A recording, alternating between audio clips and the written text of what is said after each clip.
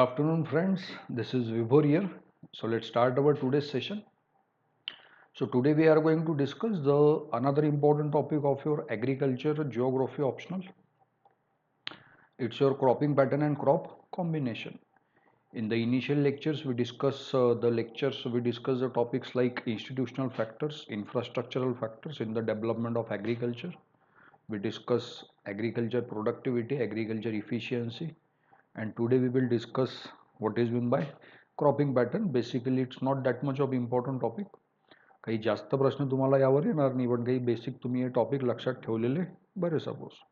So first of all, we will discuss the PYQs associated with this topic, and then we will discuss definition and another topic suppose. So let's have a look. So the first question, discuss the cropping patterns in different agricultural regions of India. Direct question आहे. Cropping patterns भारताच्या वेगवेगळ्या प्रदेशांमध्ये तुम्ही cropping pattern त्यांना सांगा, पिकांचे प्रारूप वेगवेगळे. Next is analyse critically whether the existing cropping in different parts of India would need any change for better agricultural performance in future. हा क्वाईट करंट बेस्ड प्रश्न आहे तुम्हाला की तुमच्या क्रॉपिंग पॅटर्नमध्ये कुठल्या प्रकारच्या सुधारणांची गरज आहे का. कारण अनेक दिवस झाले आपण क्रॉपिंग पॅटर्नमध्ये काही सुधारणा वगैरे केलेल्या नाही आहे. आणि भारताचं एक्सटेन्शन लॉन्जिट्युडनली लॅटिट्युडनली खूप मोठं असल्यामुळे, जॉग्राफिकल एरिया खूप डायव्हर्सिफाईड असल्यामुळे भारतामध्ये पिकांचे means we have a very diversified crop species. अनेक प्रकारचे पिकं भारतामध्ये घेतले जात असतात. ॲग्रिकल्चर सफिशियन्सी देखील आपल्याकडे आहे. So the first thing, what is mean by cropping pattern? So cropping pattern basically refers to the proportion of area under different crops at a given point of time. It is arrangement of different crops on land over a time and space. की suppose तुम्ही एखादी जमीन घ्या की त्या जमिनीवर तुम्ही मागच्या 20 वर्षामध्ये, मागच्या 30 वर्षामध्ये किंवा मागच्या 50 वर्षामध्ये कुठल्या कुठल्या प्रकारचे पिकं घेतलेले. सपोज तुम्ही जर भारताच्या ईशान्य भागामध्ये गेले, सपोज नॉर्थ ईस्ट इंडियामध्ये, त्या ठिकाणी हिली टेरेन असल्यामुळे काही जास्त डायव्हर्सिफाईड क्रॉप्स होऊ शकत नाही. That is what the reason that area is specifically dedicated for the growth of your T and coffee and rice also. कुठलाही क्रॉप हा बेसिकली 2 फॅक्टर्सवर डिपेंड असतो. त्याची बेसिक ग्रोथ ज्याला म्हणतो, that is your temperature and rainfall, की तुम्ही एखाद्या प्रदेशामध्ये नेमकं किती तापमान आहे थ्रू आउट द इयर, आणि थ्रू आउट द इयर पावसाचं प्रमाण देखील किती. या 2 गोष्टी महत्त्वाच्या. त्यानंतर सॉईलचे टाईप वगैरे. कोस्टल एरिया तुम्ही जर बघितला भारताला जवळजवळ आता नवीन गणनेनुसार जवळजवळ 14,000 किलोमीटर लांबीची किनारपट्टी आहे सपोज. तर या किनारपट्टीवर कुठल्या प्रकारचे क्रॉप्स घेतले जातात. मग तिथं पाऊस जास्त असतो वर्षभर, तिथं तुम्हाला तापमान जास्त दिसत असेल तर मग राईस तिथं एक जास्त ग्रो केला जातो किंवा कन्झम्पशन असतं. त्यानंतर तुमचे बिटल नट्स म्हणा, मँगोज म्हणा, त्यानंतर कोकोनट म्हणा, रबर्स म्हणा. साऊथ इंडियामध्ये तुम्हाला स्पायसेस वगैरे दिसतील वेगवेगळ्या प्रकारचे. ते का कुठल्याही जमिनीवर अनेक वर्षांमध्ये कुठले पिकं घेतले गेलेले जनरली. आपल्याकडे क्रॉपिंग पॅटर्नमध्ये बेसिकली भारतामध्ये 3 सीझनमध्ये आपण क्रॉप्स डिवाइड करत असतो, ज्यामध्ये रब्बी सीझन, रब्बी हे जनरली तुमच्या हिवाळ्यामध्ये येत असतं, विंटर क्रॉप्स ज्याला म्हणतो आपण. Then comes your kharif season. Kharif is associated with the monsoon crops, ज्या पिकांना जास्त पावसाची सपोज गरज असते. आणि देन झेद येत असतात. झेद म्हणजे तुमच्या उन्हाळ्याची आणि पावसाळ्याच्या मध्ये तुमचे हे कमी पाण्यावर चालणारे पिकं घेतले जात असतात. भारतामध्ये सध्या जर तुम्ही क्रॉपिंग पॅटर्न पाहिले तर भारतामध्ये ग्रीन रिव्होल्युशन आल्यानंतर क्रॉपिंग पॅटर्न मोठ्या प्रमाणात चेंज झालेले. कारण तुम्ही जर स्वातंत्र्याच्या अगोदर पाहिलं, बिफोर द इंडिपेंडन्स और at the time of independence, भारतामध्ये गरिबीचं प्रमाण जास्त असल्यामुळे त्यावेळेला उदरनिर्वाहाची शेती चालायची. त्याला आपण सबसिस्टन्स ॲग्रिकल्चर म्हणतो. सबसिस्टन्स म्हणजे माझी जी काही 2-4 एकर जमीन असेल, त्या जमिनीवर कुठल्याही प्रकारचं काही टेक्नॉलॉजिकल अपग्रेडेशन नाही, मी खूप पारंपरिक पद्धतीने शेती करतोय आणि त्या शेतीमधनं एवढंच उत्पादन येईल ज्याच्यावर माझ्या कुटुंबाची गरज भागू शकेल, उदरनिर्वाह करता येईल एवढंच तिच्यातनं उत्पादन येतं. एक्स्ट्रा सरप्लस उत्पादन माझ्याकडे नाही आहे. जसं आता ग्रीन रिव्होल्युशन नंतर आता मी स्वतःची तर डिमांड फुलफिल करू शकतो, परंतु जो सरप्लस क्रॉप असेल किंवा क्रॉप ग्रीन असेल ते मी मार्केटमध्ये सेल करू शकतो, and I can get a profit out of its. So right now the nature of Indian agriculture is quite commercialisation झालेलं आहे, व्यापारीकरण ज्याला म्हणतो आपण. हे व्यापारीकरण ब्रिटिशांच्या काळामध्ये देखील होतं, परंतु सबसिस्टन्स ॲग्रिकल्चरचं प्रमाण त्यावेळेला थोडं जास्त होतं असं आपण समजू शकतो. तुम्ही जर संपूर्ण भारताला वेगवेगळ्या फिजिकल डिव्हिजन्समध्ये डिवाईड केलं, सपोज जसं की तुम्ही उत्तर भारताच्या मैदानी प्रदेशामध्ये गेले, तर उत्तर भारताची मैदानी प्रदेशामध्ये त्या ठिकाणी पाण्याची उपलब्धता जास्त, त्यातल्या त्यात तापमानपूरक आणि बेस्ट क्वालिटी ऑफ सॉईल ॲल्युवियल, तर असल्या प्रकारचे सगळे घटक हे तुमच्या शुगरकेनच्या ग्रोथसाठी बेस्ट असतात. शुगरकेन 100% नॉन फूड क्रॉप कॅटेगरीमध्ये येतं. ह्याच्यापासून साखर वगैरे तुम्ही बनवू शकता आणि हे जनरली सेलिंग पर्पजेससाठी असतं. आपण काही स्वतः तो ऊस खाणार नाही, परंतु आपण साखर कारखान्याला तो ऊस विकू आणि त्यातनं आपल्याला खूप काही फायदा होईल. सायमल्टेनियसली तुम्ही व्हीट ग्रो करू शकतात, राईस ग्रो करू शकतात नॉर्थमध्ये.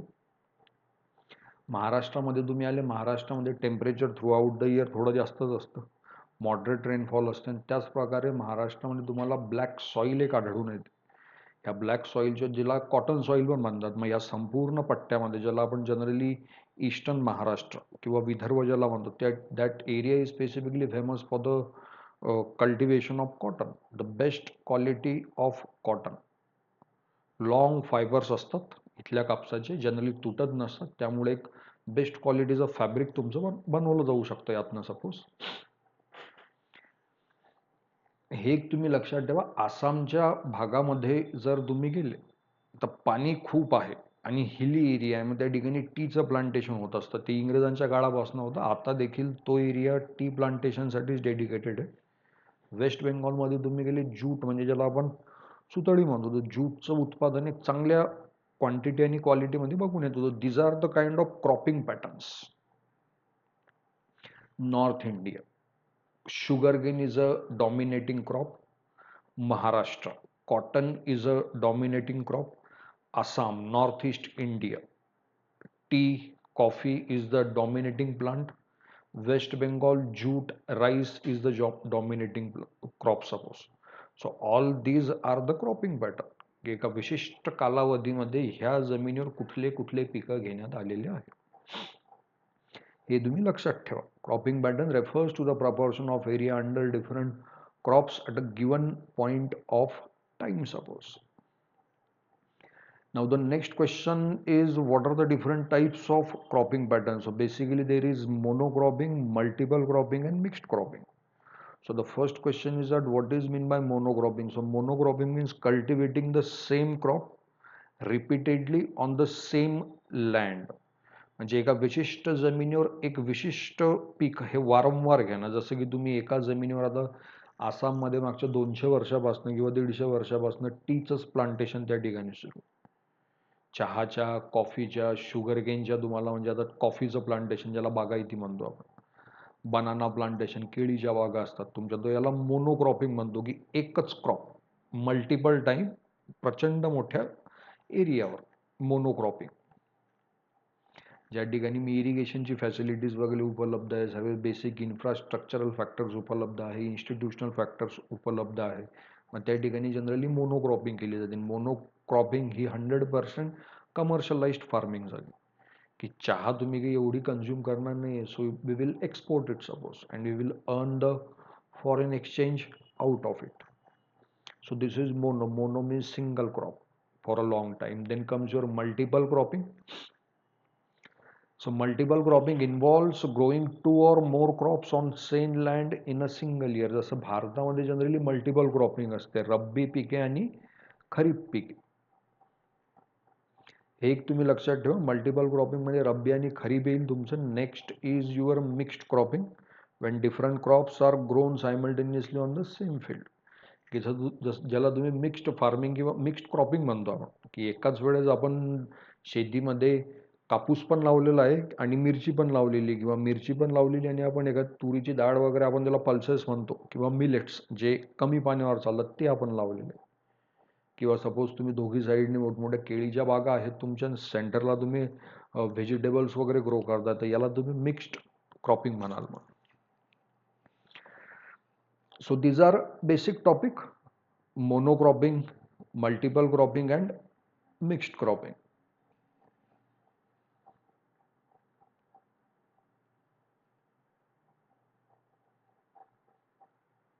The next thing is that change in cropping pattern of India, की भारतामध्ये कशा प्रकारे तुमच्या पीक प्रारूपांमध्ये बदल झालेला आहे, की कशा प्रकारे भारतामध्ये क्रॉपिंग पॅटर्न हा एक प्रकारे चेंज झाला आहे. तर भारतामध्ये जो इनिशियल क्रॉपिंग पॅटर्न होता जसं बिफोर इंडिपेंडन्स, स्वातंत्र्यापूर्वी उदरनिर्वाहाची शेती होती. जवळजवळ 90% लोकसंख्या ही तुमची गरीब असल्यामुळे प्रत्यक्षरित्या शेतीवर आधारित होती. आणि शेती ही ट्रॅडिशनल फार्मिंग किंवा परंपरागत नॉन टेक्निकल किंवा नॉन सायंटिफिक असल्यामुळे उत्पादन खूप कमी व्हायचं. ॲग्रिकल्चर प्रोडक्टिव्हिटी खूप कमी होती तुमची. त्यामुळे एवढंच अन्न पिकेल जे आपण आपल्या कुटुंबाला खाऊ घालू शकू. सपोज त्यानंतर इंडिपेंडन्सपर्यंत काही खूप मोठे चेंजेस करण्यात आलेले नाही आहे. कमर्शलायझेशन भारतीय शेतीचं ॲक्च्युली ब्रिटिशांनी केलं. इंडिगो म्हणा, तुम्ही टी म्हणा, कॉफी म्हणा, हे सगळे स्पेसिफिक जे कॅश क्रॉप्स होते, शुगर केन झालं, कॉटन झालं, हे इंग्रजांनी त्यांच्या फायद्यासाठी कमवले होते. सो फायद्यासाठी ग्रो करायचे ते. So they can get a monetary और financial benefit out of it. तर भारतीय स्वातंत्र्यापर्यंत काही मोठी चेंजेस झालेले नव्हते, परंतु 1951ला ज्यावेळेला तुमची पहिली पंचवार्षिक योजना आली, that first 5 year plan was completely dedicated for the development of agriculture. त्याच कालावधीमध्ये भारताच्या मोठमोठ्या धरणांचे पाया राखण्यात आला, जसं की तुमची हिराकूड डॅम झाला तुमचा महानदीवर, सतलज नदीवर तुमचा भाकरा आणि नानगल डॅम झाला. अशा अनेक डॅम्स वगैरे त्यावेळेला कन्स्ट्रक्ट करण्यात आली. पहिली पंचवार्षिक योजना 51 ते 56च्या दरम्यान होती. दुसरी पंचवार्षिक योजना 56 ते 61च्या दरम्यान गव्हर्नमेंटचा थोडा ड्रॉबॅक म्हणू शकतो आपण, की आपण लक्ष ॲग्रिकल्चरकडून आपण औद्योगिकरणाकडे म्हणजे इंडस्ट्रियलायझेशनवर फोकस केलं. मग त्या 5 वर्षाच्या कालावधीमध्ये थोडी वर गेलेली ॲग्रिकल्चरची ग्रोथ कमी झाली. आणि मग थर्ड ॲग्रिकल्चर प्लॅन जो होता, थर्ड पंचवार्षिक योजना, that was again diverted towards agriculture. परंतु खूप काही करता आलं नव्हतं till the advent of green revolution. 1962चं चीनसोबत युद्ध झालं. 1964ला इंडियाच्या फर्स्ट प्रेसिडेंटची डेथ झाली. त्यानंतर लालबहादूर शास्त्री प्रेसिडेंट झाले. त्यावेळेला जय जवान जय किसानचा नारा देण्यात आला. जय जवान for the upliftment of the morals of soldiers, आणि जय किसान. दुष्काळ देखील आलेला होता, मग शेतकऱ्यांचं देखील मॉरल अपलिफ्ट करायचं आहे तुम्हाला. त्याच वेळेला भारतामध्ये हरित क्रांतीचा पाया ठेवला गेला 1966च्या दरम्यान. हरित क्रांतीमध्ये हाय इल्डिंग व्हरायटी ऑफ सीड्स आला, जास्त उत्पादन देणाऱ्या बियांच्या प्रजाती, आणि त्यातनं मग राईस, व्हीट आणि कॉर्न. भारताचं पूरक म्हणजे जे स्टेपल फूड आहे भारताचं ते व्हीट आणि राईस आहे. आपण दररोज चपाती आणि भात खात असतो. मग सगळ्यात जास्त उत्पादन पण त्याचं सुरू झालं. 1970s येता येता just in the period of 5 years India become self sufficient. 1971ला ज्यावेळेला भारत बांगलादेशचं युद्ध किंवा भारत पाकिस्तानचं युद्ध झालं होतं, त्यावेळेला भारत हा सेल्फ फूड कल्टिवेशनमध्ये सेल्फ सफिशियंट होता, फूड प्रोडक्शनमध्ये. हे लक्षात ठेवा.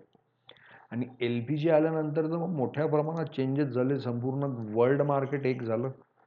अगोदर तुमच्या अन्नधान्याला, पिकांना डिमांड फक्त भारतात होती. LPG नंतर संपूर्ण जग ओपन झालं, आणि आता मग तुम्ही जनरली कॅश क्रॉपवरच फोकस करत असतात, ज्याच्यानं तुम्हाला जास्तीत जास्त नफा येईल.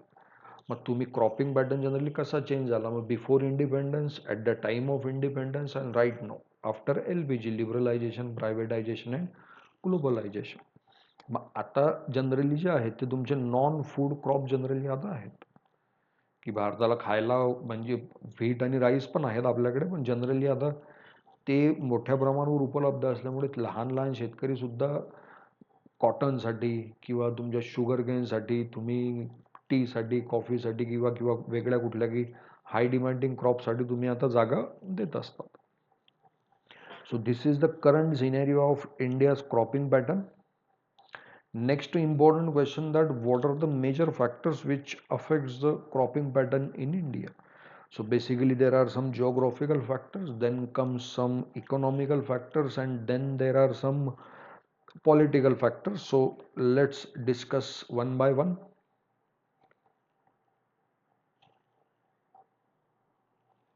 First factor is the geographical factor. Geography म्हणजे भौगोलिक कारणांवर तुमचं क्रॉपिंग पॅटर्न मोठ्या प्रमाणात डिपेंड असतं. भौगोलिक म्हणजे कसं की तुमच्याकडे रिलीफ फीचर कसं आहे, रिलीफ म्हणजे टोपोग्राफी किंवा भूरूप कुठल्या प्रकारचं, जसं की तुम्ही काही प्लेन एरियावर राहतात मैदानी प्रदेशामध्ये, अदरवाईज तुम्ही काही हिली एरिया किंवा माउंटनस एरियामध्ये राहतात, तुम्ही काही डेल्टाईक एरियामध्ये राहतात, काय का कोस्टल एरियामध्ये राहतात, का काही डेझर्टमध्ये राहतात, तर ही टोपोग्राफी मॅटर करेल. रेनफॉल एक सगळ्यात महत्त्वाचं असेल की तुमच्या एरियामध्ये किंवा तुमच्या प्रदेशामध्ये पावसाचं प्रमाण किती आहे. जेवढं जास्त पावसाचं प्रमाण असेल तेवढे जास्त पीक डायव्हर्सिटी होऊ शकते. हे तुम्ही लक्षात घ्या. जेवढं कमी पावसाचं प्रमाण तेवढी तुमची न मिलेट्स आणि पल्सेसकडे तुम्हाला थोडं डाळिंब वगैरे किंवा ज्वारी बाजरीकडे शिफ्ट व्हावं लागेल. ते बघूच आपण. सॉईल अवेलेबिलिटी एक मॅटर याच्यामध्ये करत असते की तुम्ही कुठल्या प्रकारच्या सॉईलवर कुठलं क्रॉप घेता. याच्यामध्ये alluvial soil is the best quality of soil, followed by your black soil. Laterite soil तुम्ही घेतली, लॅटराईट सॉईल थोडी सँडी सॉईल असते, तिच्यामध्ये थोडं खडकाचं किंवा रेतीचं वाळूचं प्रमाण थोडं जास्त असतं, मग तिची फर्टिलिटी आणि प्रोडक्टिव्हिटी कमी असते, पाणी होल्ड करून ठेवण्याची क्षमता कमी असते. In contrast to clay soil suppose, मग अशा वेळेस तुम्ही ज्वारी बाजरी कमी पाण्यावर चालणारी पिकं तुम्ही घेत असता. टी आणि कॉफी प्लांटेशन तुम्ही जर म्हटलं तर याच्यासाठी स्पेसिफिक टोपोग्राफी लागते. चहा आणि कॉफीसाठी मुळातच तापमान मॉडरेट लागेल, 20 ते 25 degree Celsius through out the year, आणि तुम्हाला पाणी खूप लागेल या क्रॉपसाठी. परंतु पाणी हे तांदूळासारखं स्टॅग्नंट लागणार नाही. तुमचा जो तांदूळ असतो राईस हा पूर्णपणे पाण्यात बुडालेला असतो. टी आणि कॉफीच्या कंटेक्समध्ये तुम्हाला स्लोप लागेल. पाणी तर आहे परंतु ते फ्लोईंग वॉटर, लेंटिक वॉटर ज्याला म्हणतो आपण, लोटिक वॉटर. एक असतं स्टॅटिक वॉटर की जिच्यामध्ये तुम्ही राईस लावून, दुसरं असतं तुमचं लोटिक वॉटर की जे तुमचं फ्लोईंग वॉटर. मग त्या ठिकाणी जनरली तुमचा अनेक हिल्स आहे नॉर्थ ईस्टमध्ये, पाऊस खूप पडतो, तापमानसुद्धा पूर्ण वर्षभर मॉडरेट असतं. मग अशा कंटेक्समध्ये तुम्ही टी आणि कॉफी बेस्ट ट्रॉपिकल क्रॉप्स आहे, बेस्ट एकदम. डिमांड पण खूप आहे all over the world, so you can get a maximum benefit out of it. तुम्ही पुन्हा हिली एरियामध्ये गेली, हिली एरियामध्ये परत रेनफॉल खूप जास्त असतो, मग तिथं राईस जनरली कल्टिवेट केला जाईल. पण हिल एरियामध्ये मग पाणी वाहून जाऊ शकतं. मग अशा वेळेला तुम्ही टेरेस्ट फार्मिंग करत असता. टेरेस्ट म्हणजे तुम्ही टेरेसेस बनवाल, असे एकाखाली एक, एकावर एक, एकावर एक, आणि त्या ठिकाणी पाणी आपण कलेक्ट करू. सपोज वॉटर लॉगिंग केली जाईल, तो पूर्ण एरिया मग तुमचा राईस प्लांटेशनसाठी देऊ आपण. सो जॉग्राफिकल फॅक्टर्स जनरली तुमचे मॅटर करत असतील, ज्याच्यामध्ये तुमचा रिलीफ, रेनफॉल, त्यानंतर तुमचा climate, soil, all this things will generally matter. जसं इथं सांगितलं सॉईलचा एक टाईप. सपोज राईससाठी कुठली सॉईल लागेल, तर राईससाठी सगळ्यात बेस्ट असेल तुमची क्लेई सॉईल. क्लेई म्हणजे चिकन माती असते, चिकन मातीमध्ये वॉटर होल्ड करून ठेवण्याची क्षमता खूप जास्त असते. It has a good water holding capacity. मग तिथं आपण राईस घेऊ, राईसची पण डिमांड खूप जास्त आहे. Next comes your regur soil, ज्याला डेक्कन प्लाटूमध्ये ती विशेषतः पसरलेली रेगूर सॉईलला ब्लॅक सॉईल देखील म्हटलं जातं, आणि सायमल्टेनियसली हिला कॉटन सॉईल देखील म्हटलं जातं, because it's iron rich. Potash वगैरे हिच्यामध्ये कंटेंट असेल, आयर्न खूप मोठ्या प्रमाणात असतं, त्यामुळे इथं आयर्न असल्यामुळे इथं मग गोल्ड, व्हाईट गोल्ड ज्याला म्हणतो आपण, ज्याला कापूस म्हणतो, त्याचं उत्पादन मोठ्या प्रमाणात होतं. सँडी सॉईल तुमची असेल, लॅटराईट सॉईल तुमची असेल सपोज, मग त्या ठिकाणी तुम्हाला काही कोर्सेस किंवा पल्सेस घ्याव्या लागतील. मग कोर्स ग्रेन्स लाईक ज्वारी, बाजरी तुम्ही म्हणू शकतात, मेस किंवा मका म्हणा, मग तुम्ही रागी एक घेऊ शकतात, बार्ली एक घेऊ शकतात. सायमल्टेनियसली वेगवेगळ्या प्रकारचे अजून सॉईल असतात, खादर टाईप ऑफ सॉईल, भांगर टाईप ऑफ सॉईल, त्याच्यानंतर डून्स असतात. तर सॉईल वगैरे will definitely matter overall. that what is the issue. Suppose rainfall is another important thing. Heavy रेनफॉलचा जो एरिया असेल, that heavy rainfall area is quite good for the monocultural crop. जसं तुम्ही tea, coffee, sugar cane, rice हे सगळे monocultural crop घेऊ शकतात, because even this crops require heavy rainfall. Then comes your medium rainfall. Medium rainfall is generally have a 75 to 150 centimeter. High rainfall area will have a 150, more than 150 centimeter of rainfall throughout the year. So generally moderate rainfall area is specifically dedicated for the growth of your wheat suppose, And then comes your low rainfall area, which merely receive 40 centimeter or nearly 75 centimeter of rainfall. So, but obvious there will be quite water intensive crop will be grown like millets and jowari and bajri. So rainfall is important. Higher the rainfall, more influence toward cash crops. Lower rainfall, you will be more tilted towards the coarse grain. Remember this. After rainfall, the economic factors are there. We discussed geographical factors like soil and rainfall, and now another important factors which decides the cropping pattern is the economical factor. Economical factor or infrastructural factor, suppose. So it includes irrigation. Irrigation means how much irrigation potential do you have. So as we discussed in the initial lectures, India have low means we have a high irrigation potential, but we are not using that potential up to the limit. Suppose India's 70% of farmland is directly dependent on monsoon for its regular need of irrigation, and the irrigation is quite more necessary in the arid and semi-arid area. For that we have built up the different types of infrastructure. Suppose in the irrigation we have built up a quite long 700-kilometer long Indira Gandhi Canal. This Indira Gandhi Canal is one of the inlet or outlet of your Bhakra Nangal Dam. It even started from Satluj River across the Punjab, and then it enters the deserted part of your Rajasthan along the Sri Ganganagar district, Jaisalmer district, then Bikaner district, which is quite 100% arid plant, deserted arid area or deserted area. Simultaneously अशाच प्रकारच्या भाकरा नांगल तुम्ही dam open केला आहे. भाकरा नांगलचा फायदा तुमच्या पंजाबला, हरियाणाला आणि तुमच्या उत्तर प्रदेशला झाला. सायमल्टेनियस तुमच्या राजस्थानला त्याचा किती मोठा फायदा झाला आहे. तर इरिगेशनमध्ये तुमचे मल्टीपर्पज प्रोजेक्ट जनरली असले पाहिजे. सांगायचा मुद्दा म्हणजे most of your projects must be a multi-purpose, so you can generate electricity out of it. You can use that water reservoir for the navigation also, waterways also, and then you can use it for the irrigation purposes also. So irrigation is most important thing in economic factor. Then second thing is your land holding size or land holding capacity. So the case of land holding, the priority of farmers would be grow food grains for his family. But obvious lower the farm size, you will generally more intensive or you will be more subsistence farmer. Suppose लहान तुमच्या जमिनीची size असेल अर्धा acre 1 acre, मग तुमच्या इथे कमी अन्न होईल आणि ते अन्न तुम्ही मार्केटमध्ये विकणार नाही. मग ते तुम्ही स्वतःच कन्झ्युम करा.